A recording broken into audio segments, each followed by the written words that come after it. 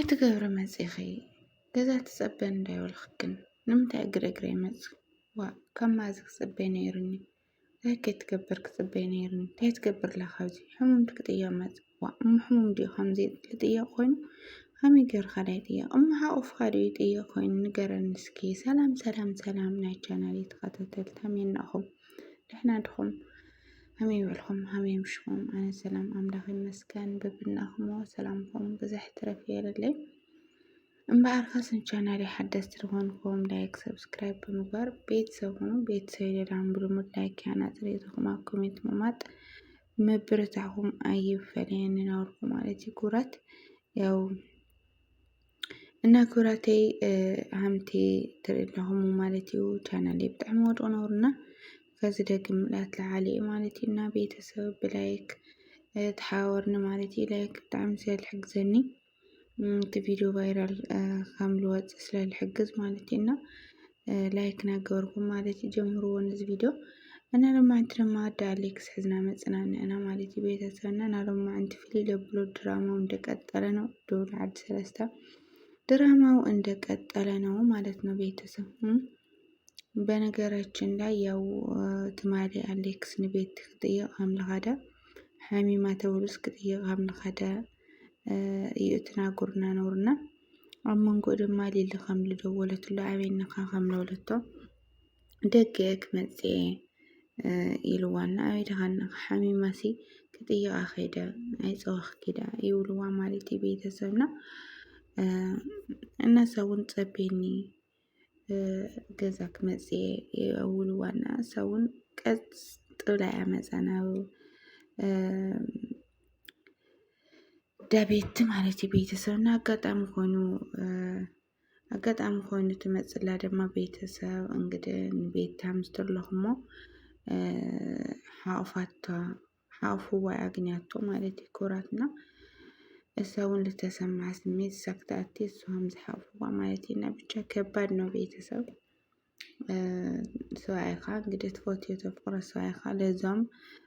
ምስትጥርጥሮ ጓል ከምዝላለክ ትረኸተለኻ ስሜቱ ያው ከቢድ ማለትና ለዛም አይትፎት ያን ቤት ማለት እና ቤተሰብ እንግዲህ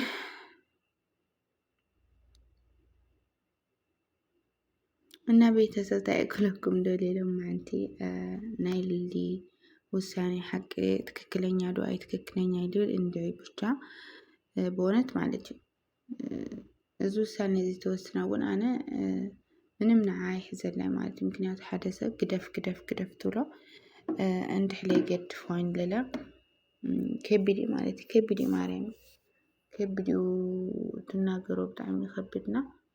ብቻ ታይክለኩም ደሌ همز عينت نجر أي تفتنني تاي معت لسدد لي تاي معت لوردني يا ولا مالتينا بتشاخر بديو كورات بق همزي بدنجت لخانة أبي وتخا حدار همز عينت نطات كله دراما يدنجرامي قال نيلينا بيتسب بتشاكل أو نورمال هو تون همز عينت نجر خام لله أي تزنقو مالتي كازي متى كازي نتا كيتال همز عينت نيوت خاص قايل خانة نجر خام لله عين زنقع خلاتنا مالتي بيتسنا للي بونت لما أنت بتعمل أحزناتني نوعس بنجرهم للدراما أم قال لك خان خلينا أنا بقى هم حق أني تارك تلخون قبله بتعمل تسمع إنها محنت تمرخت مالتينا كأول انددت ندم تم هذا نبيت تم هذا لنددت مالتي بيتسنا بونت أنا ندعي بتش خمي ولا أتناقرتها بقى تعينت رياكشني على رأيتها بونت كنقرأكم أي خلي أنا مالتي عندي بتاعهم كل قرمكم بيتسا همز خاصي همز عينت رياكشن تذكر مزخي أهم غياس من تايخ مزخي وصي خالة نقر مثل ما أنت أنا باللي بوتات تدخل له عليسي تايم والخوق تايم تسمعني للو علي ندعي بتعمي تندوهم على تينا كوراتي ብሓቂ ማለት እዩ ማርያምን ንብለኹም ዋላ ድራማ ይኹን ምናምን ብጣዕሚ ይለፅለእ ሰብኣይኻስ እውነት ተፍቅሮ ትፈትዮ ሰብ ሃምዚ ምስ ጓል ከቢድ እዩ ብዓይኒ ካላ ተሓቋቆፈ ምናምን እናረኣኻሲ እንታይ ገብረ ርኢኽኒ ካብኡ ድማ ክክሕደካ ተሎ እንታይ ክገብር ርኢኽኒ ሕሙምቲ ክጥይቕ መፀና እንታይ ክገብር ርኢኽኒ ይብሉ ኣብ ቅድሚ ሰብ ተዋርደካ ኣሎ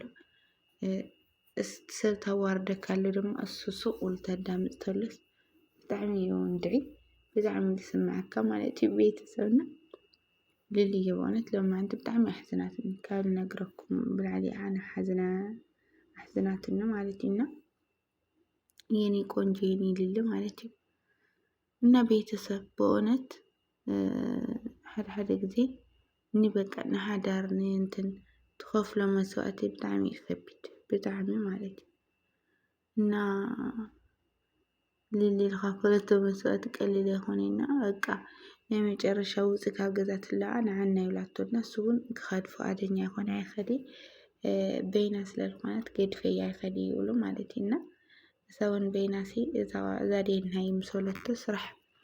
ስራሕ ንዕዋ ይሳ ይብሉ ተማሓዛና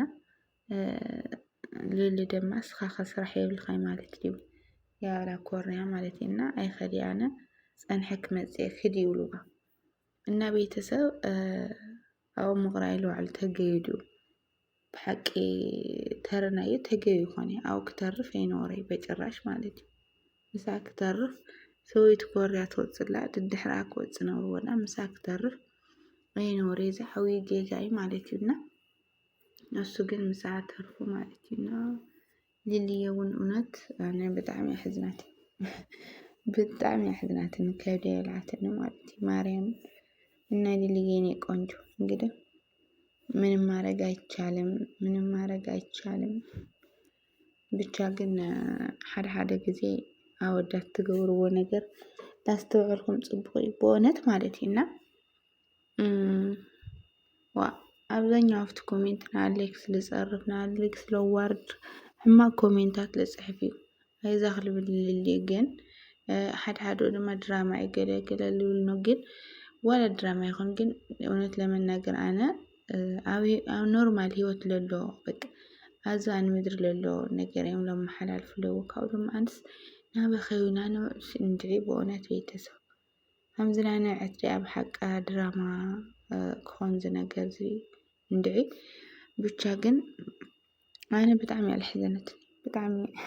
በእውነት ማለት እዩ ብጣዕሚ እያ ዝሕዘነትኒና ልሊ ማለት እዩ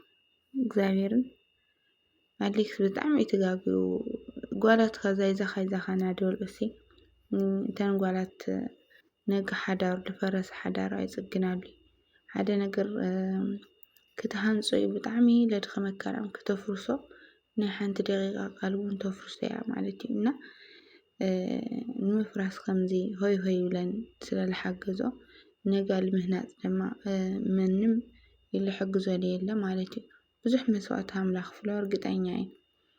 ልሊ ነጋ ብዙሕ መስዋእቲ ተኽፍሎ ንኣሌክስ እርግጠኛ እየና ልልውሉ ከም ልልምና እውን ብጣዕሚ ኣነ እርግጠኛ ኮይነ ልናገርና ቤተሰብ ኣብዚ ብጣዕሚ ትጋጉይ ብቻ ብጣዕሚ ማለት እዩ እና ልሊ ኣነ ያው ልተሓርካ ዓርኪ ቤት በተለይ ብፅፍዕት ተፀጋ ድማ ፅቡቅ ነብሩ ቤተሰብ በእውነት ማለት እዩ ክርዳእ ንሳ እውን እና እስታይ ወና ነገሩሲ ተፃረፍቲ ማላሓስ ናብራ ውፅእ በቃ እሱ ይኸድን ንስኽክድ ገዛ ክገለ ትላ ናብራና በገዛ ሰብኣያሲ እስክክዲ እሱ ኣይኸዲ ይነግረኩላ ይኸዲ እስክግን ክዲ ውፅእ ብኣኽሰብ ሓሚማ ክዲ ካብ ገዛና ውፅእ ትብላ ናብራ ማለት እዩ ቤተሰብና ብጣዕሚ ፈጣጥሊ ኮነት መሓዛ ምፃና ብቻ ግን እውነት ለመናገር ናይ ልሊ ዓቕሊ ኣነ ከየድነቕኽዎ ይሓልፍ ትፍለያ በእውነት ማለት ትፍለያ ብጣዕሚ እና ኣሌክስ ነጋ እዚ ነገር እዚ ተመንቃል ብሎ ማዕራም ማለት እዩ ተመንቃል ክደፍዐካ እዩ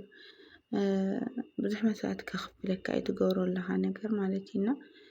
ከዚ እውን መሸይ ይቅርታ ሓቲትካ ናብ ሰበይትካ ናብ ውላድካ ክትምለስ ኩላትና ተስፋ ንገብር ማለት እዩ ቤተሰብ እና ከምዚ ዓይነት ትገብሩ ኣወዳት እውን እውነት በቃ ነገራት ኣብ ውላድኻ በቃ ትረኽቦ ኢኻ ከዚ በኋላ ፅቡቕ መስሊ ተትርእየካ ነጋ ግን ኣብ ውላድኻ ትረኽቦ ትኽእል ኢኻ እና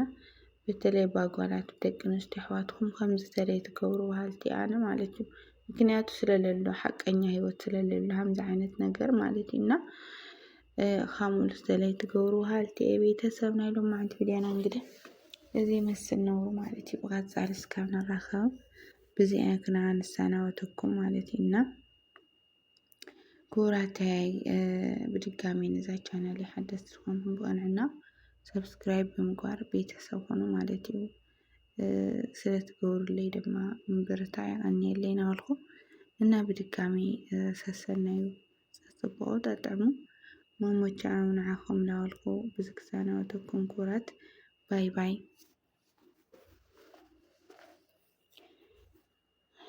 ማን እንዳንቺ